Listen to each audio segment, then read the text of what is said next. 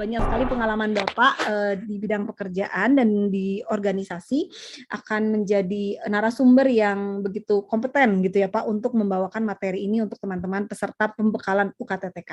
Waktunya saya persilahkan Pak selama 80 menit ke depan untuk membawakan materi ini. Mangga. Ya, terima kasih Bu Yovita. Maaf saya pakai masker karena saya di ruang kerja, ada beberapa orang, jadi mohon dimaafkan saya pakai masker. Baik, selamat siang semuanya. Assalamualaikum warahmatullahi wabarakatuh. Waalaikumsalam warahmatullahi wabarakatuh. Salam sejahtera untuk kita semua. Semoga semua dalam keadaan sehat. Terima kasih untuk Ibu moderator, Ibu Yovita, dan peserta saya bilang pemantapan atau review ya dari yang melakukan ujian kompetensi.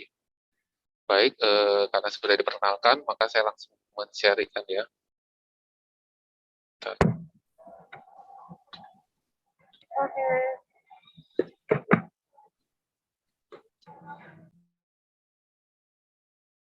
Maaf sebentar, saya lagi share.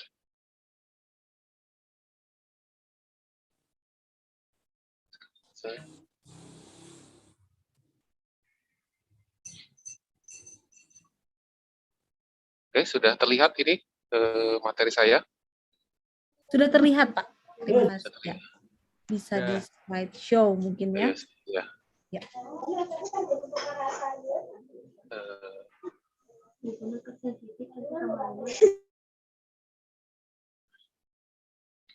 Oke, materi saya tentang Simplicia.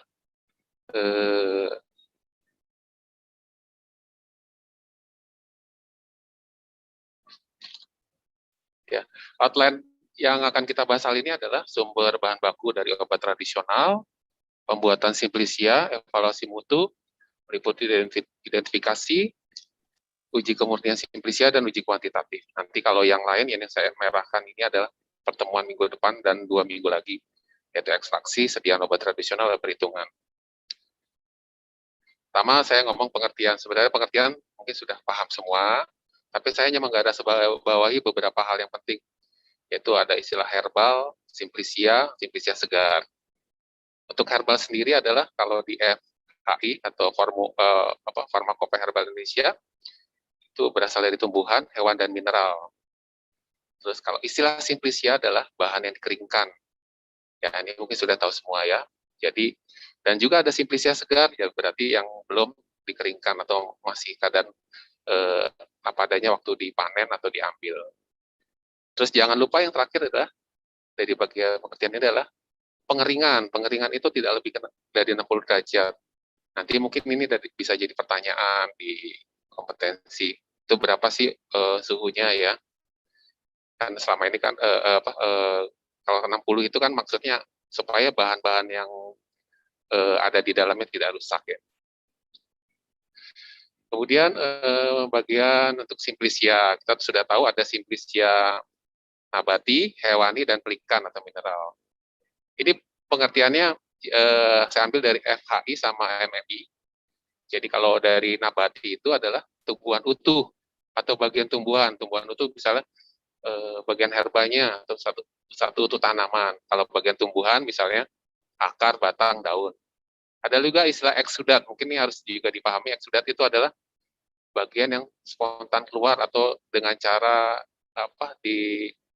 kalau karet itu kayak contohnya karet itu disadap, atau nira tuh di bagian buah ya, bakal buahnya dipotong terus diambil cairannya. Kemudian kalau menurut MMI itu ada kalimat terakhirnya itu yang belum menjadi kimia murni ya. Kalau udah kimia murni itu udah masuk ke ranahnya obat. Misalnya kalau dari papaver insomniferum itu ketika diputihkan menjadi kodein itu ranahnya udah masuk obat dan apalagi bisa termasuk golongan narkotik. Begitu juga dengan Simplicia hewan, bisa hewan bagian utuh atau bagian dari hewan atau zat-zat yang dihasilkan. Ini contoh yang paling khas adalah adeslane dari lemak bulu domba. Kemudian ada mineral pelikan, yaitu mineral atau pelikan, yaitu yang dari bahan mineral yang belum diolah atau telah diolah dengan cara sederhana tapi belum jadi kimia murni. Ini contoh vaselin, parafin ya, sulfur. Kemudian kita lihat contoh-contohnya mulai dari simplisia nabati. Ini saya ambil contoh-contoh saja ya, yang mungkin bisa menjadi pemikiran nanti untuk belajar. Ini saya ambil contoh satu contoh rizom. Nanti bisa ada contoh soalnya yang akan dikerjakan. Tapi rizom itu kan kita belajar, ya ini contoh-contoh yang paling kita kenal. Ada kunyit, ada temulawak, ada lengkuas, ada lanterna, ada zingebris ya. Nah ini kan mirip-mirip ya. Ada kurkumin di dalamnya, ada juga minyak kasir di dalamnya. Tetapi kekhasan-kekhasan tertentu yang harus kita dalami di sini ya.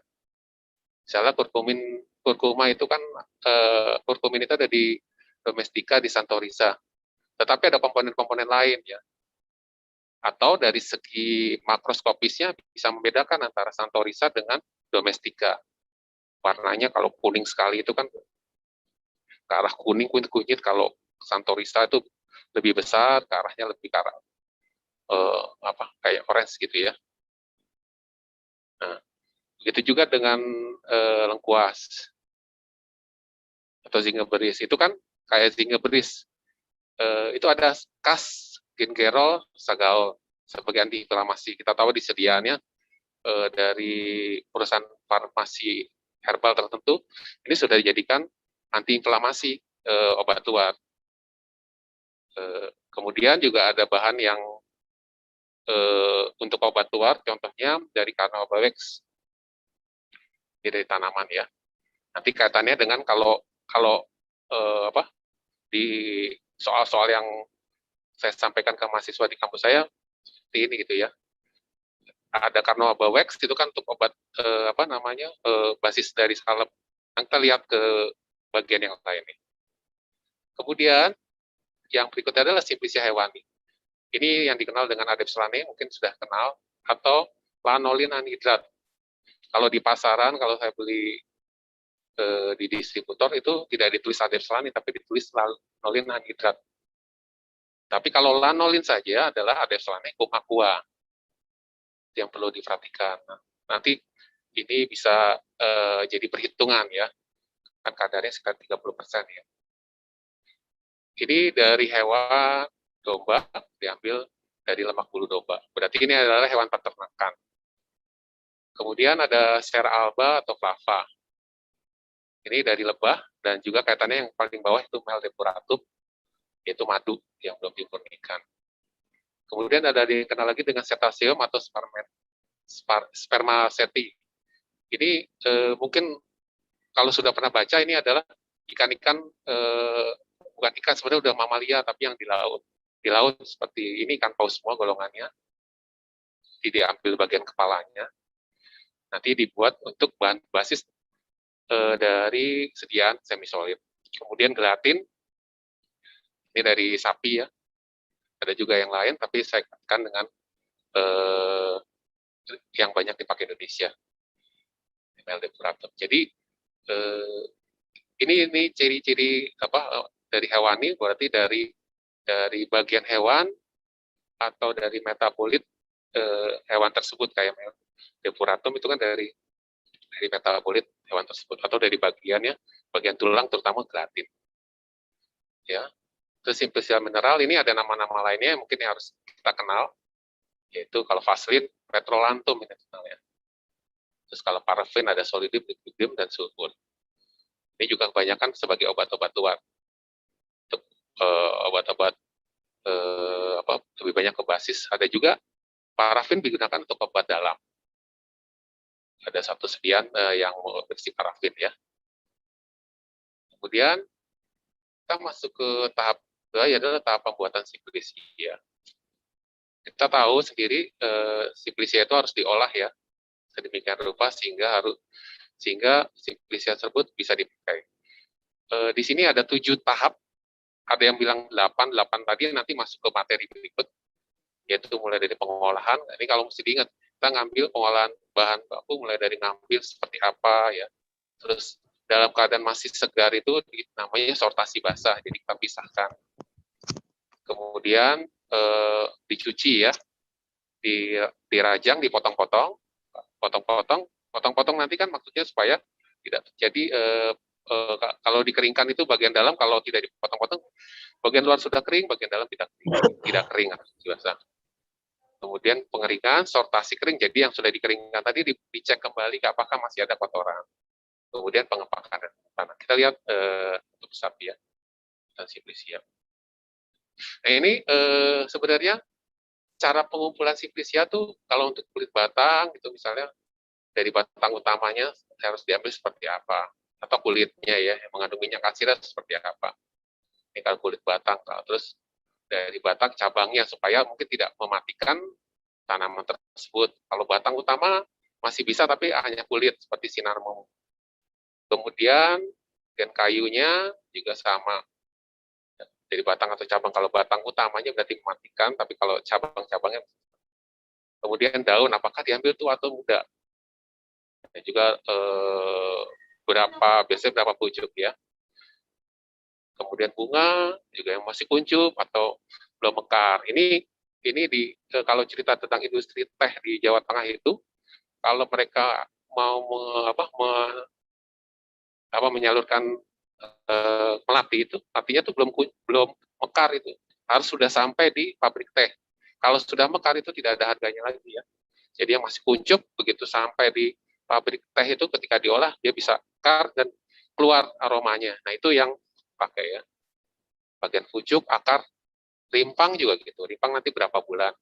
Kalau satu buah, biji, kulit buah, bulbus ya.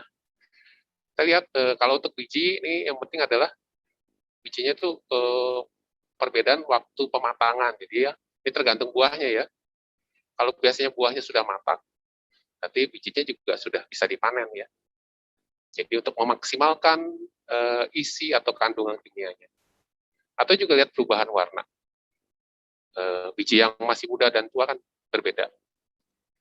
Panennya juga harus diperhatikan apakah semusim misalnya. Kalau tanaman itu semusim kan harus dipanen, biasanya ini sekaligus. Tapi harus dilihat 60% atau sekian persen itu sudah mulai mengering gitu ya. Tapi kalau panennya ya satu persatu tidak semuanya ya, ini berarti lihat pemasakan dari masing-masing. Ini biasanya tanaman tahunan. Dari buah-buahan kan itu tidak dipanen sekaligus diambil ya. Kalau yang semusim itu ya contohnya ya padi, jagung dan lain-lain.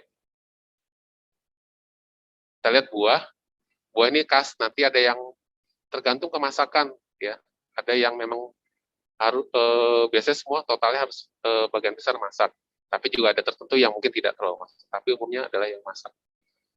Ini misalnya kalau tidak masak itu berarti kan misalnya bau, rasa dan lain-lainnya tidak terlalu enak. Misalnya buah gajah kita ketahuan nih kalau jeruk misalnya belum terlalu masak, asam sekali baunya gitu ya.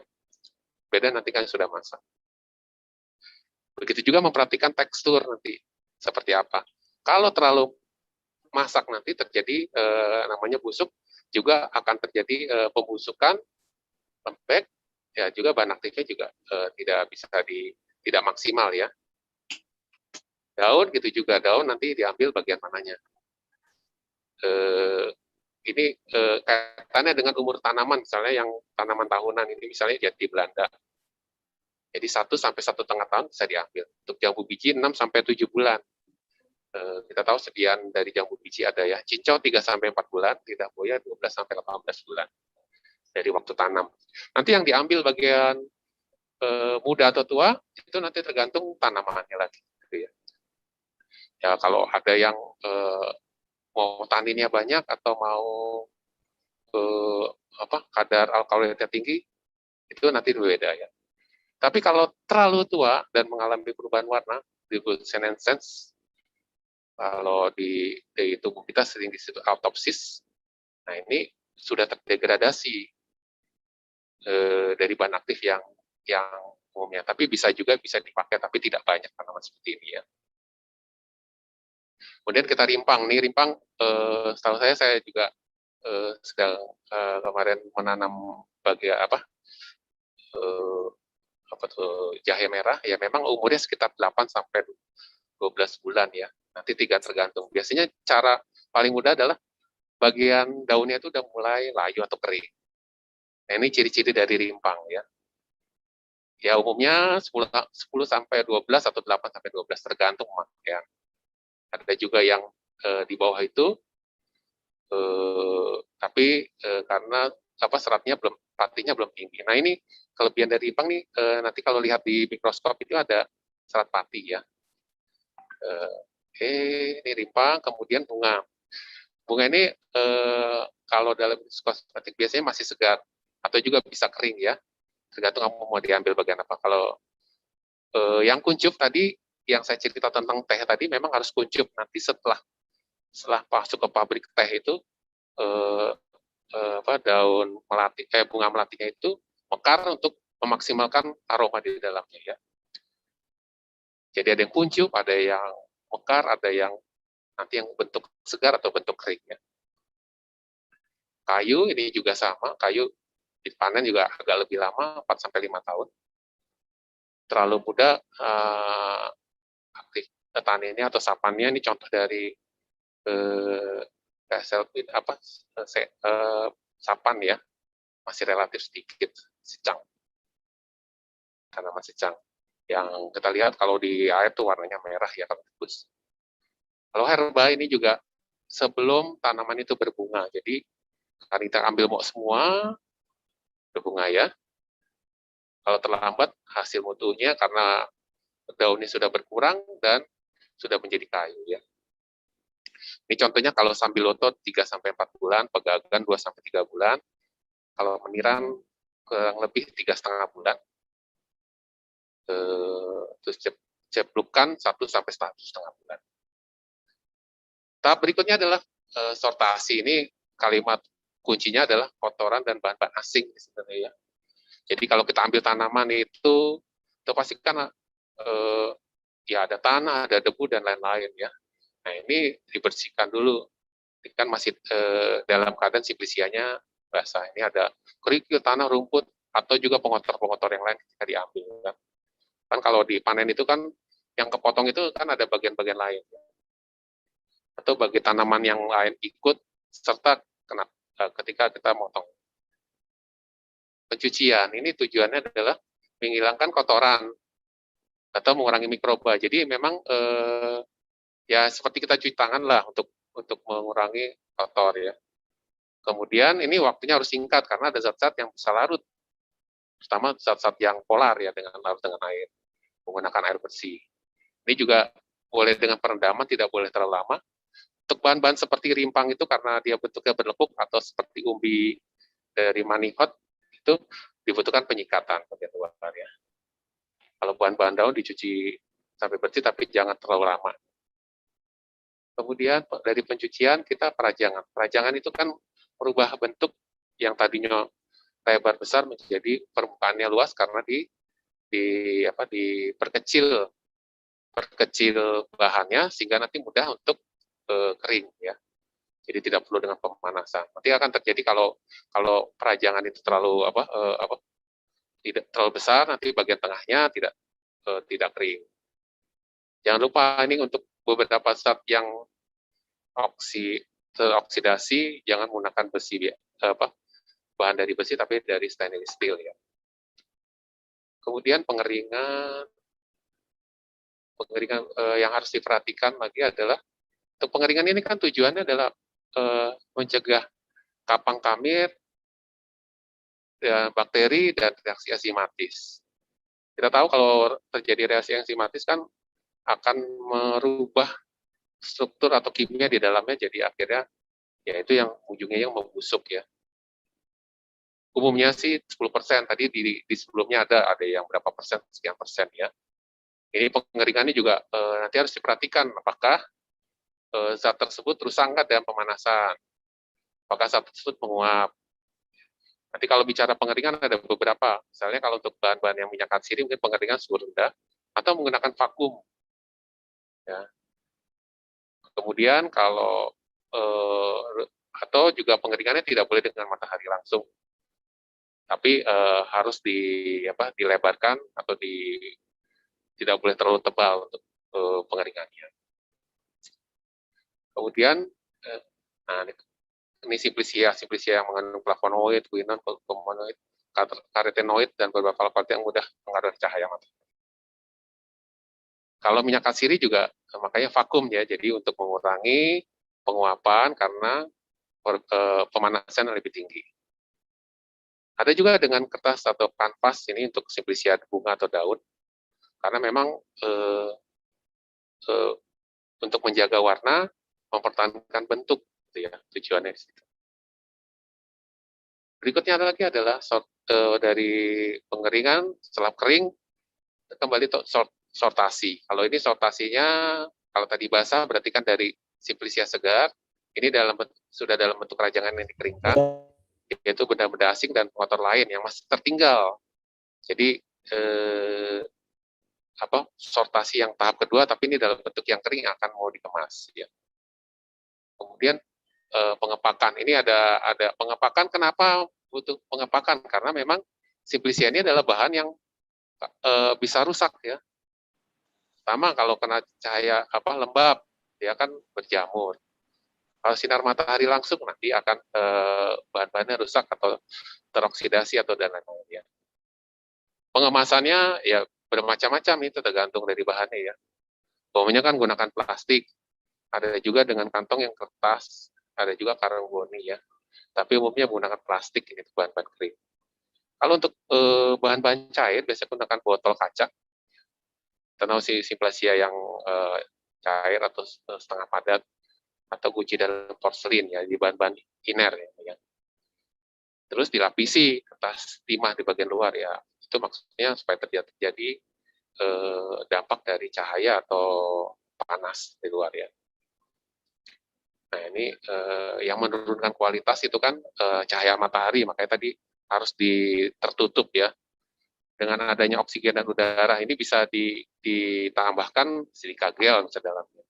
Atau kalau dalam bentuk sediaan kedap misalnya diberikan nanti nitrogen zat yang cair.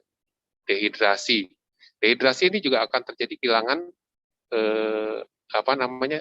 kadar air. Jadi kan kadar air juga tidak boleh terlalu rendah yang mengakibatkan simplicia itu getas atau gampang patah gitu atau rusak gitu ya. Penyerapan air, pengotoran, juga mengurangi pengotoran serangga, kapang ya. Jadi ini kan untuk melindungi simplicia tersebut. Kalau yang tidak tahan sinar atau cahaya itu ya, misalnya ada vitamin, pigment, dan minyak, itu diperlukan wadah yang melindungi simplicia. Biasanya wadahnya bisa aluminium foil, botol atau plastik yang berwarna gelap, atau bentuk kaleng, dan sebagainya. Jadi, supaya terhindar, atau plastik dulu nanti di dalam kaleng, itu kan ada beberapa bahan baku yang seperti itu. Yang menyerap udara, bagaimana menyerap udara? Bisa diberikan kapur tohor atau bahan pengering atau silika gel. Ini juga di dalam kantong plastik kemudian dimasukkan lagi. Jadi kita tahu bahan-bahan baku obat atau bahan-bahan lain juga double seperti ini ya. Tujuannya adalah supaya tidak menyerap udara. Kalau menyerap air dari udara kan akibatnya tadi ya kapang kambil dan reaksi enzimatis. Terus pengepakan berikutnya adalah kalau logam, damar dikemas dalam wadah drum seperti peti. Nah, yang dari karton, kayu, atau besi berlapis ya. Kalau simplicia yang beraroma atau baunya perlu dipertahankan, harus dikemas dalam peti kayu, terus berlapis timah atau kertas timah ya. Ini tujuannya adalah mempertahankan aroma. Kemudian untuk simplicia tersebut yang di wadah tertentu ada yang dari kantong kulit kera ya. Ini beberapa simplicia dari Afrika ya. Tapi nanti tinggal kebijakan apakah memperbolehkan untuk hewan-hewan tersebut ya. Ada juga akar sarsaparilla itu dari Amerika Selatan dibungkus oleh kulit sapi. Terus minyak dari Bulgaria dalam guci yang dari timbal. Ya, ini kan semua penyimpanan tujuannya adalah untuk mengurangi tadi dari cahaya, oksidasi dan lain-lain. Kalau sekarang bisa digunakan juga kaleng atau aluminium ya. Tapi juga sifat korosif ini kalau disimpan terlalu lama sehingga biasanya suka dikasih lapisan itu kalengnya adalah bagian dalam ya. Bagian luar itu tetap kaleng atau aluminium, bagian dalam dilapisi. Ada juga gelas-gelas ini kan sifatnya tidak inert tapi punya kelemahan, yaitu terbatas, ya, tidak elastis ya, jadi tapi juga gampang pecah dan berat biasanya ya. Ini menyulitkan. Tapi kalau bahan-bahan tertentu tidak bisa dengan yang lain, ini memang harus pakai wadah ini ya. Karena memang punya kekhasan sendiri tiap-tiap wadah. Kertas atau karton untuk tidak bisa digunakan untuk penyimpanan pembungkusan simplisia, kayak suka dilapisin lilin, damer atau lat atau plastik ya. Ini untuk mencegah masuk gas atau uap air. Kemudian juga kalau plastik punya kelemahan yaitu tidak tahan pemanasan, dan kalau waktu pengembunan uap terjadi jika suhu diturunkan. Jadi kalau plastik itu pasti kan es saja masukin plastik nanti di luarnya itu mengembun. Kemudian yang bagian yang sering dipakai sekarang adalah aluminum foil karena sifatnya elastis,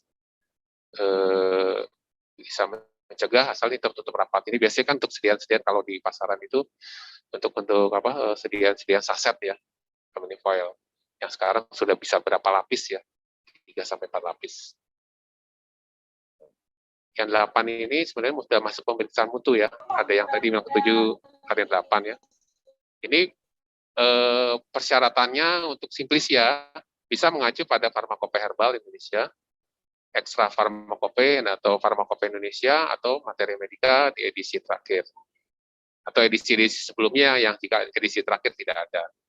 Itu meliputi organoleptis, makro, mikro, fisik, kimia, dan biologi. Kita lihat evaluasi mutu ya. Nah ini amilum ya. Ini dari sejak saya kuliah ini amilum selalu ditanyakan ya. Sampai sekarang ya. Jadi untuk membedakan seperti apa, kita lihat saja gambarnya ya. Oh amilum maizena nih seperti ini ya, maizena yang kiri. Kemudian ada yang kiri atas ya, kemudian wet atau tritisi. Yang kanan atas itu adalah amilum orizi. Jadi kalau lihat bentuk ya, jadi hafal dengan bentuk, oh cirinya seperti ini ya. Nah yang bawah ini bulat-bulatnya seperti ini, mirip ya, jadi saya satukan ya, dari potatoes atau kentang yang kiri, bawah, kemudian marata itu apa ya, kalau nggak salah pati Garut atau apa saya lupa ya, marata, kemudian kurkuma start, yaitu rimpang ini ya. Jadi hampir mirip-mirip ya. Nanti lihat saja ada titiknya, ada hilus, ada lamela. Nah itu ciri-ciri untuk membedakan amilum. Jadi kalau amilum yang paling bawah itu bentuknya lamela hilus ya. Kalau bentuk tritisi atau wet ya seperti ini yang tengah atas ya. Kiri maizena itu adalah jagung atau maedis. Ya, ini saya hanya mungkin sudah pelajari, hanya mau menggali kemudian atau membuka kembali catatan yang sebelumnya ya. Oke, jadi bentuknya kita lihat ya. Jadi harus ya mau nggak mau harus ngafal bentuk ya. Ini. Kemudian ini kalau lihat kalau bagian dari mikroskopis kita harus memperhatikan misalnya berkas pengangkut. Berkas pengangkut nanti apa bedanya silem sama floem? Sama-sama membawa makanan apa mineral, tapi bedanya kalau di silem ke bagian atas ya.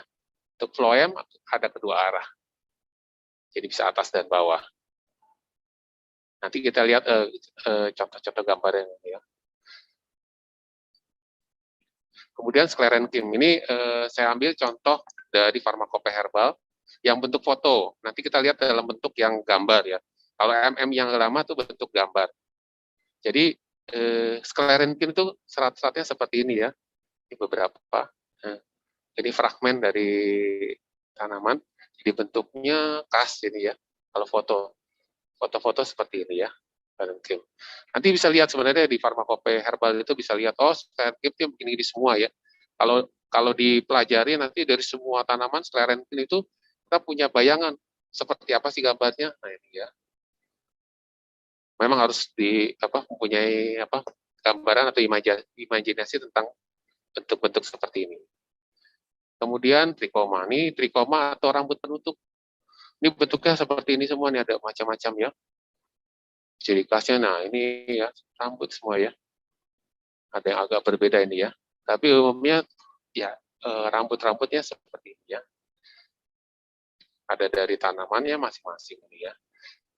Kita bandingkan dengan yang dalam bentuk foto ya, ini foto. Karena bersama ya bentuk-bentuknya. Trikomanya, ini kita lihat, saya balik kembali.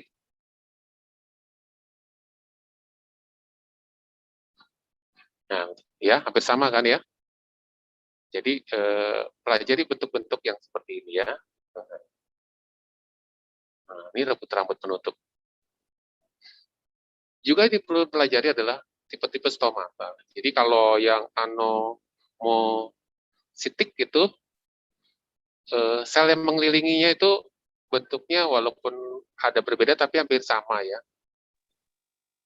Beda dengan anisosit, yaitu tidak sama. Ukurannya yang besar dan yang kecil ini memang ada yang tidak sama tapi relatif lebih homogen dibandingkan dengan anisositik, anomositik dan anisositik. Kemudian ada bentuk saya lupa nih, bukan parasit ya, parasit. Kita lihat, parasitik, saya salah ngetik ini, parasitik ya.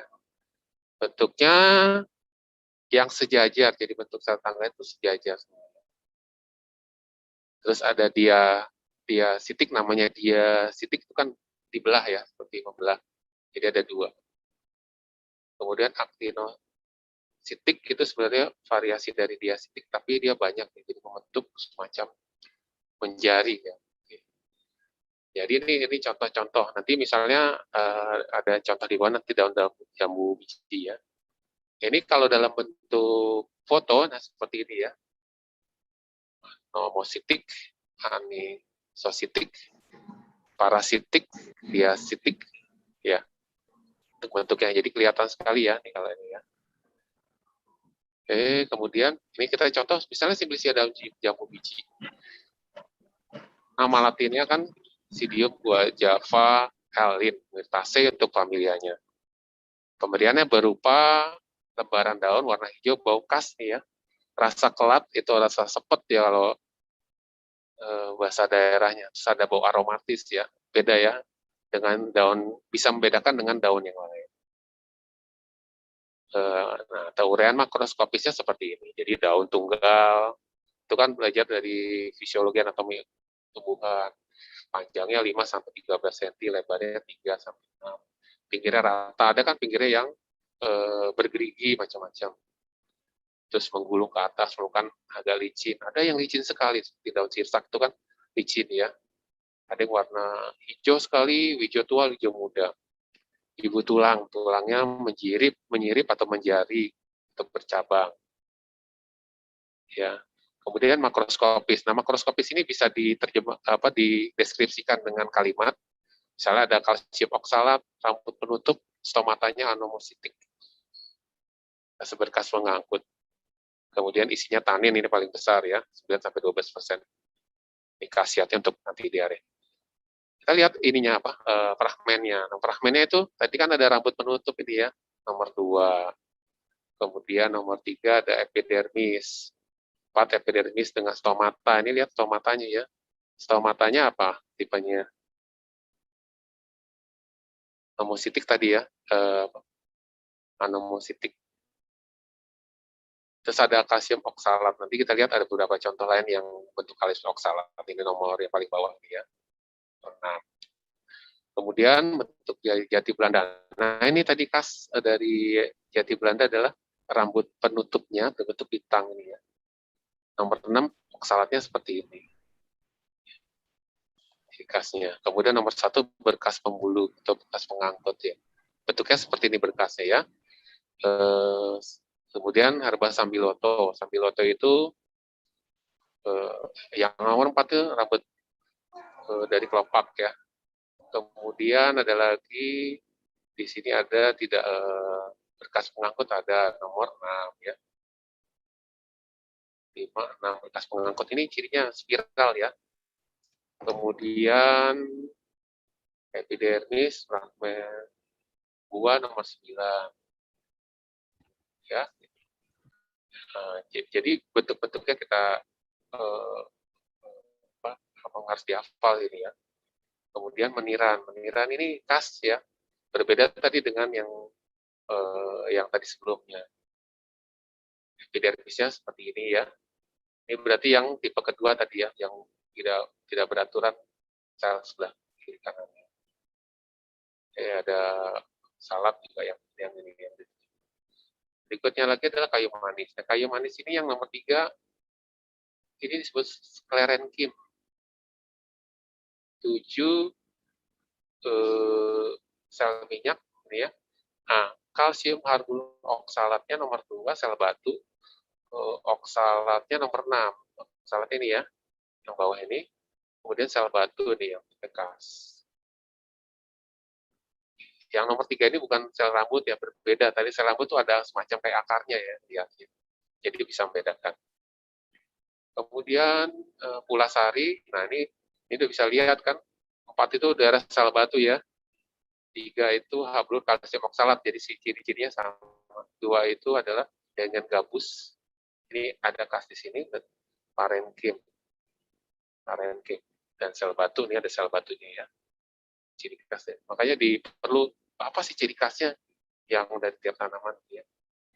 Brotowali nomor 1 serabut, nomor 2 gabus nih ya, gabus. Kemudian 6 hablur oksalat, 6 ya. 6 pembuluh kayu. Adalah contoh berikutnya lagi secang. Secang ini rambut silem. Kalau kedua, 2 ini maksudnya silem ya, hablur oksalat. Yang 2 ini, 3 ini adalah rambut silem dengan pembuluh kayu berdongtak. Berdongtak itu bertitik-titik ya. Ada pembuluh kayunya spiral ya. Ada contohnya. Jinten nih, sel batu, kemudian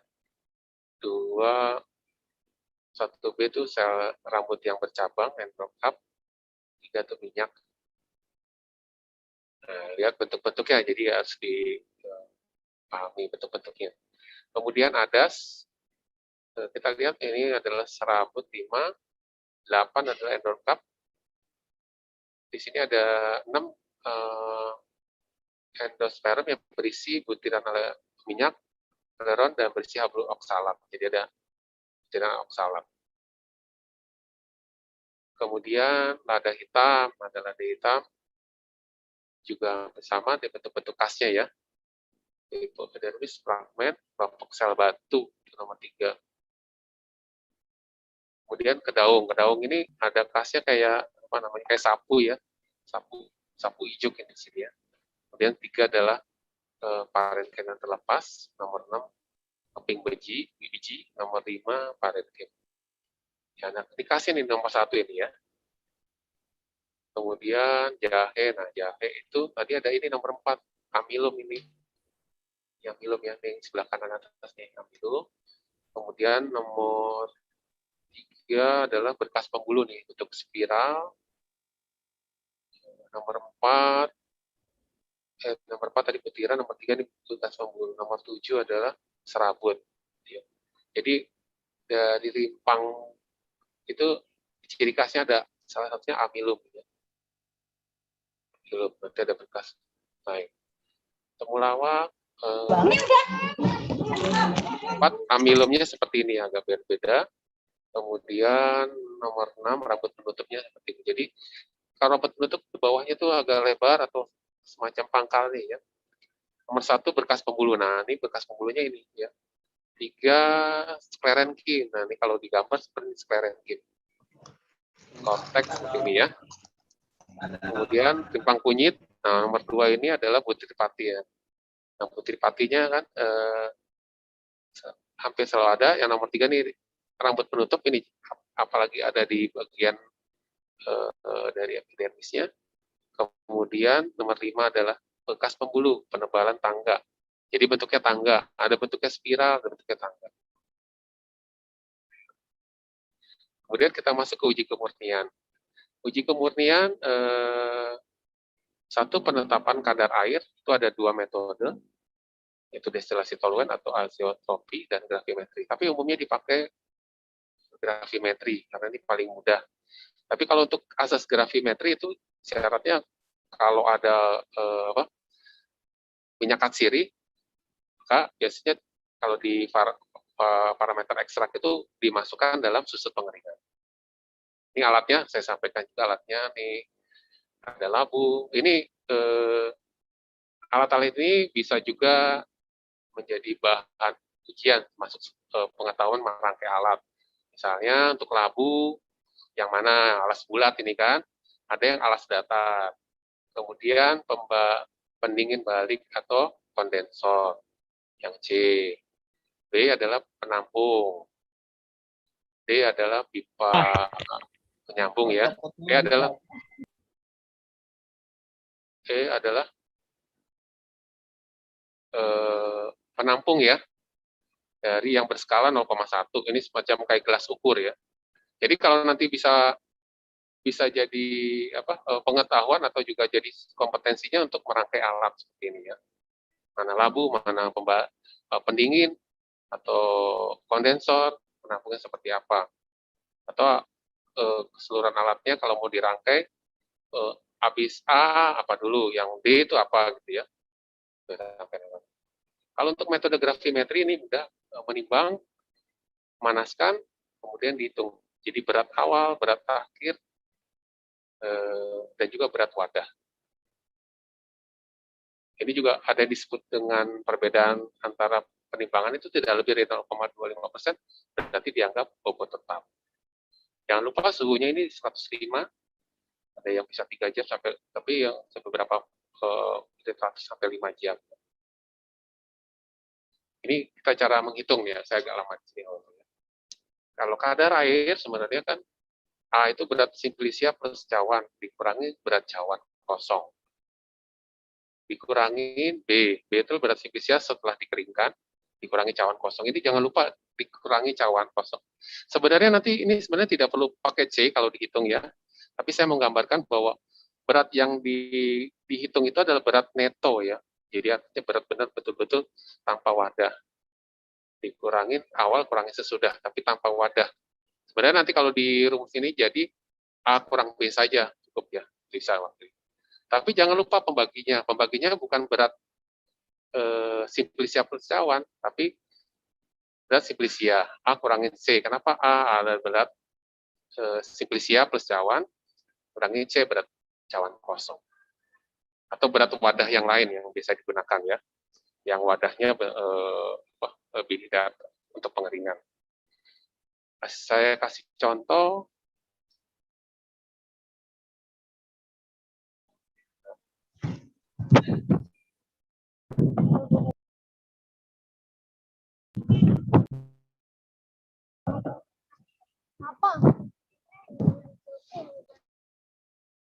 Ini saya kesulitan ntar ya, saya ini kesulitan untuk slide berikut.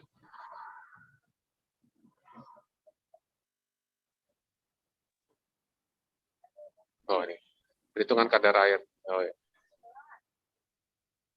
Jadi ini contohnya, misalnya berat cawan kosongnya atau wadahnya 30 gram. Kemudian berat sebelum pengeringan 33,5.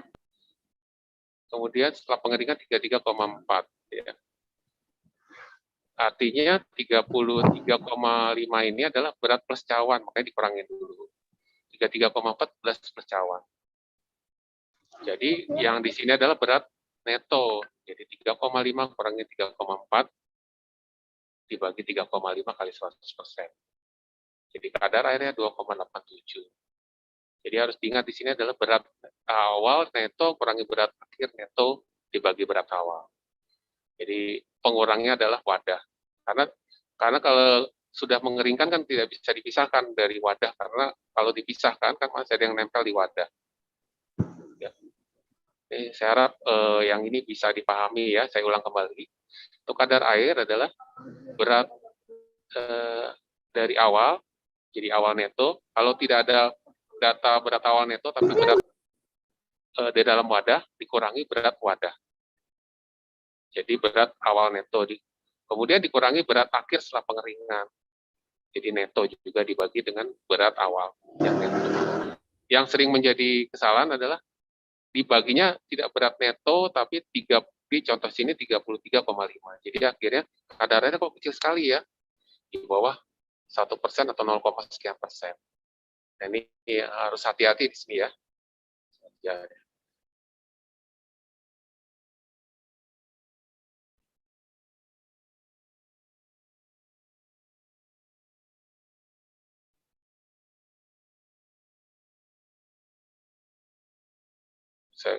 Oke.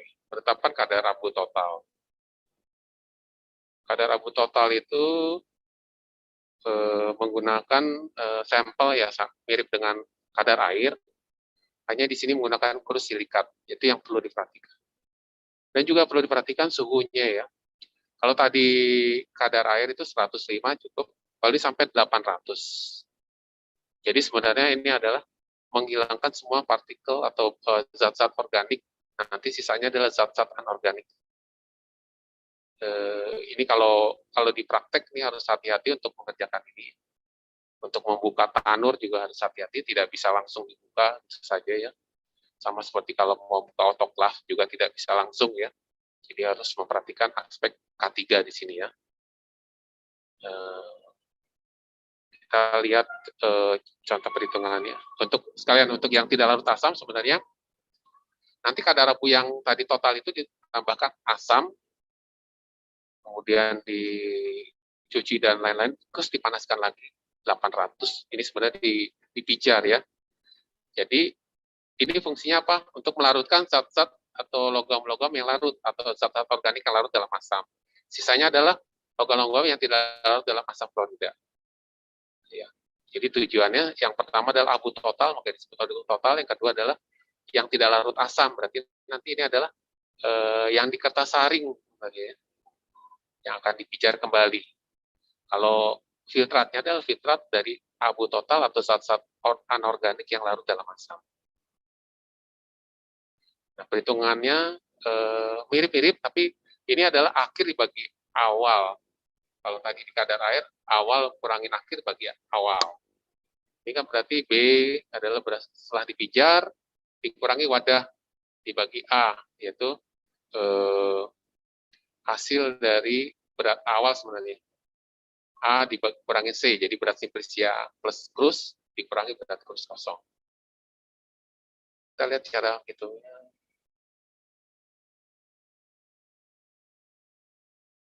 Mohon maaf agak lambat ya.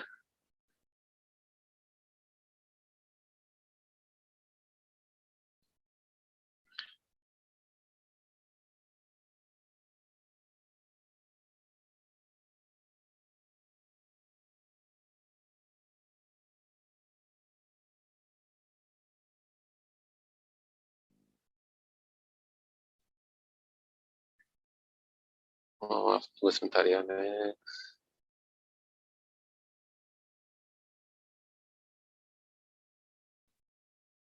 ini perhitungan kadar abu total.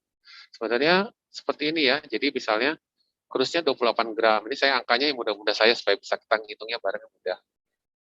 Sebelum pemijaran 31 gram. Jadi sebenarnya bahannya itu kan 31 kurangnya 28 adalah 3 gram. Tadi syaratnya 2 sampai 3 gram ya. Kemudian sesudah pemijaran beratnya 28,06. Jadi 28,06 dikurangi 28 karena berat krus ya. Jadi 0,06 gram. Kemudian Kemudian berat awalnya 3 gram. Jadi kali 100% dapatkan 2%. Angka yang saya mudahkan ini untuk memudahkan perhitungan saja. Ya. Nanti dalam kenyataannya angkanya tidak seperti ini ya. Jadi awal neto kurangin akhir neto dikurangi awal neto kali 100%. Kalau kadar air tadi awal neto kurangi akhir neto dibagi awal. Ya, kadar abu. Begitu juga dengan kadar abu larut asam ya. Larut asam itu sebenarnya dari data abu total, nanti bahan yang tadi sudah dihitung digunakan untuk sama perhitungannya ya, dilewatkan. Dihitung untuk dikasih HCl ya tadi ya.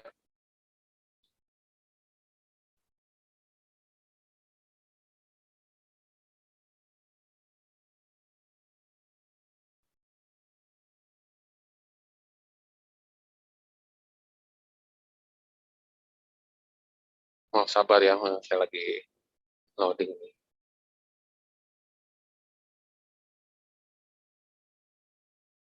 Oke nih, perhitungan larut sama datanya tadi. Tapi misalnya ditambahkan HCl, beratnya menjadi 28,045. Berarti kan berat netonya dikurangi 28, jadi 0,045.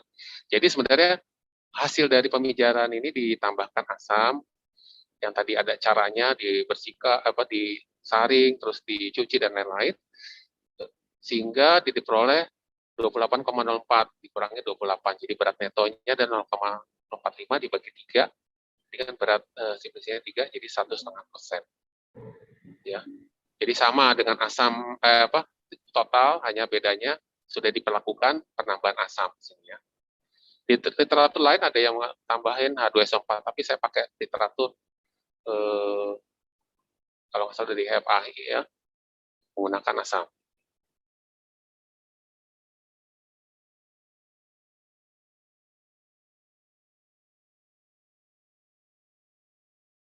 Oke, terus uji yang lain adalah uji cemaran aflatoksin. Bisa digunakan metode KLT densitometri. Kalau KLT sebenarnya dari KLT yang sudah mempelajari untuk KLT seperti biasa menggunakan silika gel. Kemudian densitometri ini untuk menghitung kadar berdasarkan densitonya kalau dalam spotnya itu kan makin besar, semakin pekat, warnanya berbeda dengan tipis ya. Nah, itu menandakan kadar ya. Bisa juga dengan KCKT atau pakai ELISA. Enzim link immunosorbent assay. Menggunakan standar aflatoksin B1, B2, B1, G2. Nah, ini kalau untuk menggunakan KLT kita tahu flat silikanya 60 kayak F254. 254 itu menandakan kalau nanti ditanya itu adalah untuk fluoresensi ketika di plat di UV 254. Terus fase geraknya, kloroform asetatnya ada yang berbeda untuk fase geraknya, tetapi prinsipnya adalah menggunakan fase gerak yang apa? Polar, polar atau semipolar. Kemudian kalau fase gerak yang lain berarti perhitungannya nanti yang dibutuhkan berapa ya. Kemudian deteksi kuantitatif bisa dilakukan. Kemudian ada batas limit untuk aflatoksin 9,62 Pg itu pikogram. Jadi kalau urutan dari yang besar miligram, kemudian mikrogram kali 1000, mikro, nanogram kali 1000 lagi. Jadi nano, piko. Jadi di bawahnya nano ini ya. Jadi dari mili, mikro, nano, piko. Kalau mau diterusin lagi femco atau ya. Itu ukuran-ukuran yang sangat kecil sekali. Jadi limitnya sangat di bawah satuannya nano gitu ya. Kemudian KCKT kita tahu kolomnya C18. Fase gerak ini umum ya, air, metanol, aseton nitrit untuk KCKT, suhu ruang, injeksi 10 mikro, deteksinya dengan fluoresensi.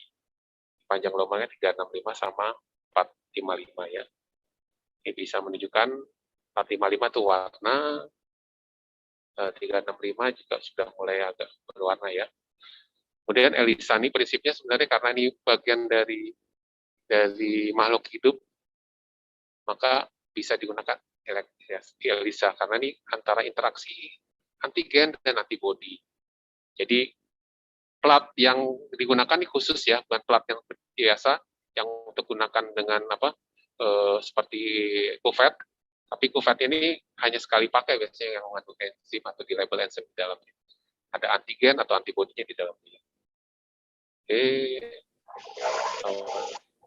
Kemudian jamur kapang kamir ini yang penting media di sini kalau untuk pengerjaan jamur kapang kamir itu menggunakan antibiotik. Kenapa menggunakan antibiotik? Supaya tidak nunggu bakterinya. Kan yang diharapkan adalah jamur atau kapang kamir. Jadi antibiotik digunakan biasanya chloramphenicol karena dia spektrumnya luas. Ya. Kemudian baru dicek 5 hari. Kalau kalau bakteri biasanya 3 hari, 2 sampai 3 hari. Nah, yang penting juga koloninya yang dihitung harus kurang dari 100. Kalau lebih dari 100 harus dilakukan pengenceran kembali. Nanti diperhitungkan untuk jumlah kapang kamir yang nanti akan dibahas juga di pertemuan-pertemuan berikutnya ya. Pencemaran logam berat ini bisa dengan uji batas logam atau uji dengan AS atau spektrofotometri. AS itu karena logam, bisa logam PB, HG, CD, AS. Kalau untuk uji batas ini akan ada beberapa metode, ini kan berarti membandingkan antara warna standar dengan sampel. Apakah melebihi warnanya atau tidak.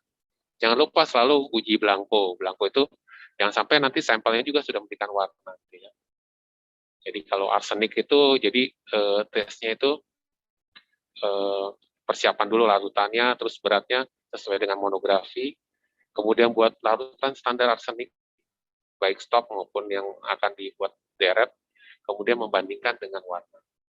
Ini untuk AAS, ada berapa panjang gelombang, jadi kalau CD, CU, biasa PB nih ya, bisa juga untuk FVNI itu ada berapa panjang gelombang. Ini bisa digunakan untuk penentuan kadar ya, karena sifatnya bisa, kalau tadi limit kan berarti hanya batas secara visual. Jadi menggunakan alat yang lebih sensitif ya. Begitu juga dengan merkuri dan arsen, itu bisa juga digunakan AAS ya, dengan panjang gelombang yang bisa berbeda-beda.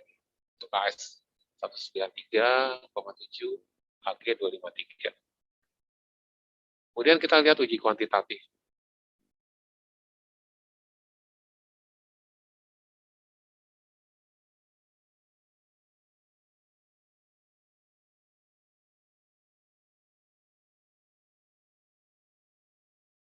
Sebentar ya. Oke, sari larut air ini dengan sari larut etanol hampir sama, menggunakan 5 gram, kemudian tambahkan 100 ml air jenuh kloroform. Untuk etanol juga sama, etanol LP atau P itu 95%. 6 jam dikocok, kemudian biarkan 18 jam. Itu hampir sama, jadi 24 jam. Di sini jangan lupa perhatikan 20 liter filtrat yang diuapkan. Nanti itu mempengaruhi perhitungan ya, 20 liter. Jadi tolong perhatikan, ini ada 100, ada 20. Nanti kita lihat hitungannya ya. Diuapkan di kadar air 105 derajat. Ini untuk etanol juga sama, etanol P itu 95% menurut FAI. Dikeringkannya juga sama, jumlah tadi etanol 100, kemudian dikeringkan 20. Untuk perhitungan sari larut, pertama berat filtrat sesudah diuapkan dikurangi cawan kosong ya. Yang tadi 20 ml itu di beratnya berapa ya. Kemudian A adalah berat simplicia. Ini jangan lupa V1, ini sebenarnya faktor pengenceran ya.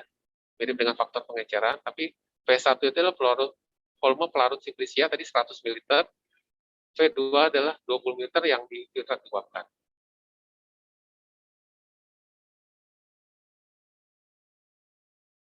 Kita lihat contohnya ya.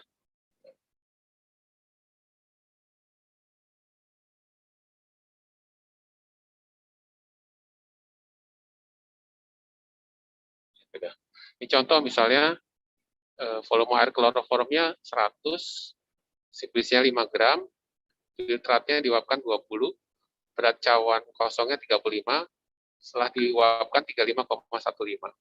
35,15 adalah berat akhir ya, dikurangi 35, jadi berat filtrat yang diuapkan yang 20 ml tadi, dibagi 5. Ini dikali kan totalnya 100, jadi 100 per 20. Jadi ketemu 0,1015 dibagi 5, kali 5, kali 100%. Jadi sari larut airnya 15%. Etanol juga sama mengerjakannya. Yang menjadi ciri khas untuk sari larut air adalah air yang dengan kloroform jenuh. Jadi air tambahkan kloroform dan di bagian airnya diambil. Kalau air dan kloroform berarti kan kloroform berada di bagian bawah. Ini ciri dari organik yang agak berbeda. Biasanya larutan organik itu di atas air, tapi untuk kloroform dia di bawah ya. Metilen klor juga sama di bawah ya. Nah, berarti yang airnya yang jenuh dengan kloroform.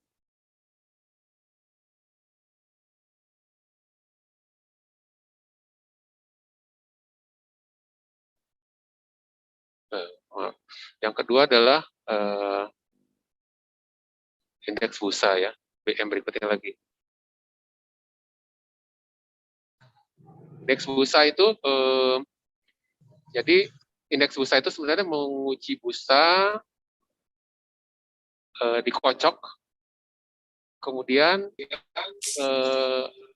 tinggi busa itu harus 1 cm ya. Jadi kita cari larutan yang tinggi busanya 1 cm, itu yang dipakai. Kalau ditabung, jadi membutuhkan 10 tabung reaksi. Jadi kalau 10 tabung reaksi ini tinggi, busanya tidak ada yang 1 cm, di bawah 1 cm berarti harus dilakukan larutannya atau kadarnya ditambah. Kalau semua tabung di atas 1 cm harus dilakukan pengenceran. Ya. Dengan rumus 1000 per A kali faktor pengenceran jika ada. Kalau tidak ada berarti 1 ya. A itu volume sampel, jadi bukan volume kita lihat ya, nanti kita lihat contoh lebih. Nah ini contoh. Kalau rebusan simplisianya diambil 1 mili, 2 sampai 10 mili, kemudian ditambahkan aquades, jadi totalnya 10 mili, yang 10 ini tidak ada karena sudah 10 mili. Nah, diukur tinggi busanya, dikocok ya, tadi kocok berapa menit, kemudian tinggi busanya di standar WHO tuh ada tabung reaksinya harus diameternya berapa, tingginya berapa ya. Nanti bisa berdalam, tapi saya mau ngasih tahu cara menghitung indeks busa. Jadi dicatat. Nah ini kebetulan ada yang 1 cm. Nah, ini yang dipakai. Jadi 1 cm ini sebagai patokan untuk mengukur indeks busa. Jadi 1000 dibagi bukan 1 cm, tapi tadi berapa volume dari rebusan? 4 ya. 4. Syarat tadi rebusannya ada, jadi berapa gram, berapa gram ya. Jadi indeks busanya 250. Saya ulangin kembali. Jadi rebusan itu yang sudah standar tadi, belum saya masukkan di sini. Jadi ada standarnya. Jadi rebusan atau kayak seperti infus atau dekokta itu diambil 1 mili, 2, 3 sampai 10. Kemudian ditambahkan aquades, jadi totalnya 10. Kemudian dikocok menghasilkan busa. Busanya itu diukur tingginya. Syaratnya kalau tidak ada busa yang di atas 1, kalau tidak ada yang 1 berarti harus ditambahkan lagi kadarnya dari rebusan. Kalau di atas 1 semua, tidak ada yang 1, diencerkan, nanti dikali faktor pengenceran. Ini kebetulan contoh ini saya mudah untuk ada yang 1. Nah, 1 ini dipakai, berarti 1000 dibagi dengan volume rebusan yang menghasilkan 1 cm. Itu 4, jadi hasilnya 250. Jadi indeks busanya untuk simplisia tersebut adalah 250.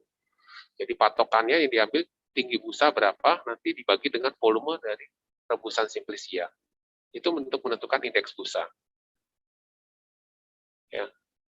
Kemudian indeks pengembangan. Indeks pengembangan itu definisinya adalah volume dalam mililiter yang diambil dari pengembangan 1 gram zat. Jadi kalau dari beberapa sumber dengan menggunakan 25 ml aquades, jadi dikocok, nanti akan mengembang. Ini contoh-contoh kalau Simplicia itu mengandung mucilago atau bahan-bahan karbohidrat. Nanti diukur, jadi tingginya berapa dari Simplicia tersebut. Jadi awalnya berapa, berapa. Jadi interval 1 jam selama 3 jam itu berapa ya. Jadi ini apa namanya, larutan itu atau Simplicia tersebut yang mengandung mucilago atau golongan karbohidrat atau selulosa itu kan kalau dengan adanya air akan mengembang ya. Itu ciri-ciri dari mucilago, peptin, hemiselulosa, guok ya. Kemudian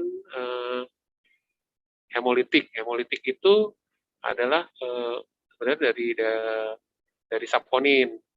Nah, indeksnya itu adalah 1000 dibagi A sama dikali A bagi B. Adalah jumlah saponin yang menghasilkan hemolisis dibagi jumlah sampel menghasilkan hemolisis. Jadi bentuknya satuannya dalam gram-gram ya. Kita lihat contohnya. Jadi pertama adalah buat dulu kalau di percobaan pendahuluan dulu 4 dulu ya.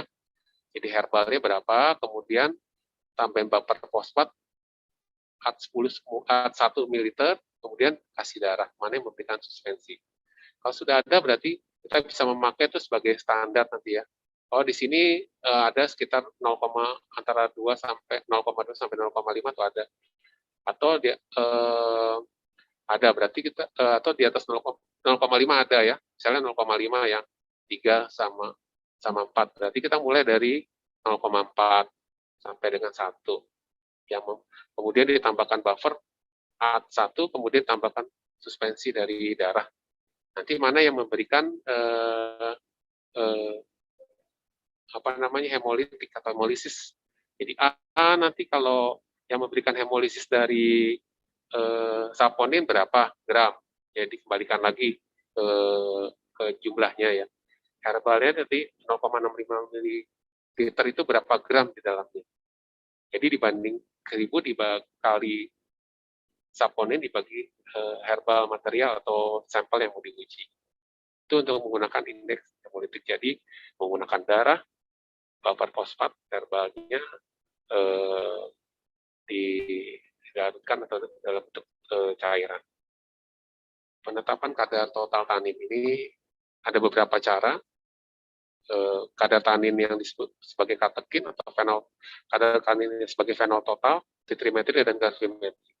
Kalau untuk yang katekin itu berarti tanin terkondensasi. Kita tahu ada 2 tanin, terkondensasi dan terhidrolisis. Terkondensasi itu adalah gabungan dari flavonoid. Kalau terhidrolisis itu adalah asam galat atau turunan dari asam galat. Nah, ini memberikan warna pada panjang lubang 530 untuk katekin ya. Kemudian total fenol ini pakai folin, itu jelas yang sering dipakai folin. Ini untuk terhidrolisis. Panjang gelombangnya 660. Jadi warnanya tetap dipakai, terus asam tanat atau asam galat sebagai pembanding. Kemudian metode tetrimetri ini terjadi reaksi dengan KMNO4 sebagai reduktor oksidator dan indikatornya larutan indigo sulfono. Ini perubahan dari biru menjadi kuning. Kita tahu KMNO4 indigo ini kan warnanya ke arah biru, kemudian akan terjadi oksidasi, reduksi, redoks di situ, maka akan berubah warna. Perhitungannya seperti ini, jadi ada pembuatan dulu, terus pembakuan, jangan lupa pembakuan dengan asap salat, kemudian blanko, tetap apakah tanpa sampel memberikan volume, kemudian nanti kesetaraan dengan KMNO4 dan tanin ya itu ya. Kemudian metode gravimetri sama seperti yang tadi di atas untuk kadar air, jadi ditimbang dulu, kemudian diendapkan, disaring, terus dikeringkan sampai bobot tetap. Ya. Kemudian yang kuantitas aktif itu ada flavonoid pakai quercetin, nanti total saponin, steroid, anthraquinone, total alkaloid itu bisa pakai volumetri untuk yang sifatnya basal alkaloid, gravimetri untuk residual alkaloid, spektrofotometri yang bisa menambah dengan penambahan warna, fluorometri kinidin dari kina. Ini yang terakhir saya kasih contoh soal. Ya.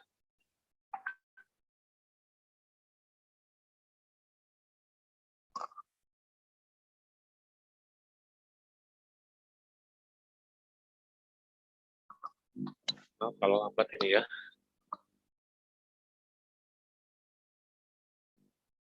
Nah ini, industri bahan baku memproduksi amilum. DTK ditugaskan mengidentifikasi tanaman asal amilum yang diperoleh dari familia Solanaceae. Ini kata kuncinya Solanaceae.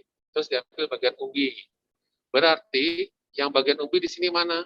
Ya, ada manihot sama solanum kan?